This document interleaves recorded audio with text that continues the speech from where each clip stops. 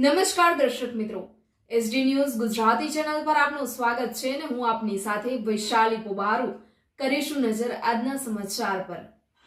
અંકલેશ્વરની રાજપીપળા ચોકડી નજીક આવેલ વૈષ્ણોદેવી રેસિડેન્સીમાંથી ભરૂચ એલસીબી પોલીસે 22,000 ઉપરાંતનો વિદેશી દારૂનો જથ્થો ઝડપી પાડી ટેમ્પો મળી ₹1,22,000નો મુદ્દામાલ કબજે કરી કુખ્યાત બુટલેગર નેવિલ ગાંધીને વોન્ટેડ જાહેર કરી વધુ તપાસ હાથ ધરી છે।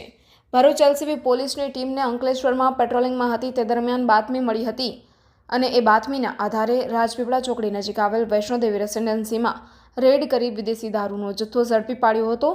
પોલીસે સ્થળ ઉપરથી ₹22,000નો વિદેશી દારૂનો જથ્થો અને 1 લાખનો ટેમ્પોમાં ₹1,22,000નો મુદ્દામાલ કબજે કરી અંકલેશ્વરની ગાયત્રી મંદિર નજીક ઉમિયાનગરમાં રહેતા નેવિલ ગાંધીને વોન્ટેડ જાહેર કરી તેના વિરુદ્ધ અંકલેશ્વર જીઆઈડીસીમાં પોલીસ મથકમાં ફરિયાદ નોંધાવી હતી।